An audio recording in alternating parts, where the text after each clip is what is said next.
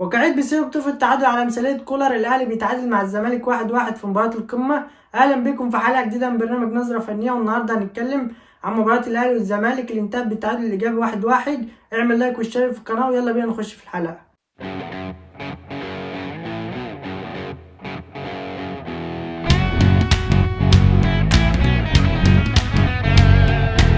كولر بيضيع 3 نقط مهمة للأهلي في سباق الصدارة. المباراة الرابعة على التوالي كولر بيواصل الأداء السيء قدام الزمالك. مباراتين في السوبر المصري والسوبر الأفريقي قدام جوزيه جوميز.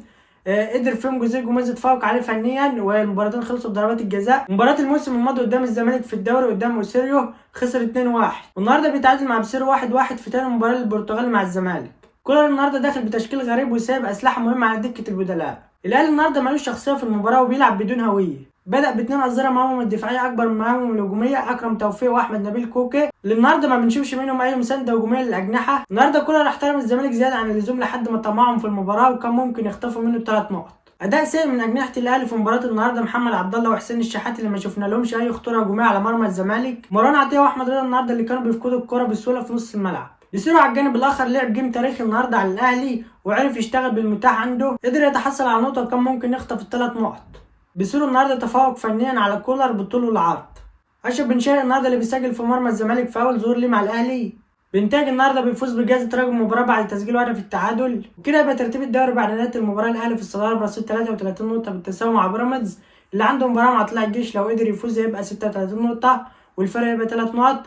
الزمالك في المركز الثالث برصيد 28 نقطة. خلصنا كلامنا عن مباراة القمة ونخش على فقرة التقييمات. نبدأ بلعيبة الاهلي. محمد الشناوي ياخد 5، اشرف داري ياخد 6، عامل شوط اول كويس. رامي ربيعة النهارده ياخد 4، احمد نبيل كوكا ياخد 3، اكرم توفيق النهارده ياخد 4، مروان عطية النهارده ياخد 4، احمد رضا ياخد 3، امام عاشور النهارده ياخد 5، محمد عبد الله النهارده ياخد 3، حسين الشحات في مباراة ولا اسوأ ياخد 2. كولر النهارده ياخد 0، تشكيل غلط من الاول وتراجعه غير مبرر بعد الهدف وتغييراته متأخرة. اشرف بن شرقي النهارده ياخد 6، يسجل هدف في اول ظهور ليه مع الاهلي. وسام ابو علي وكريم الدبيس ملحقوش. ونخش على تقييم لاعبي الزمالك.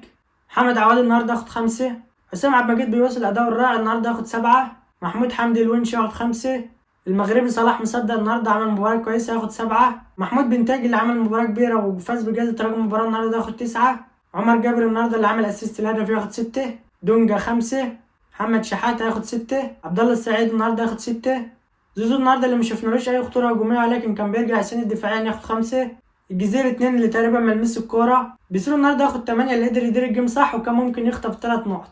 مصطفى شلبي ياخد 4، ناصر منسي اللي ساهم في هدف الزمالك ياخد 5. وبكده يبقى خلصنا كلامنا عن مباراة القمة اللي انتهت بتاع اللي جابه 1-1. لو عجبتك الحلقة اضغط لايك واشترك في القناة وفعل زر التنبيهات عشان تجيلك كل حلقاتنا الجديدة أول بأول. سلام عليكم.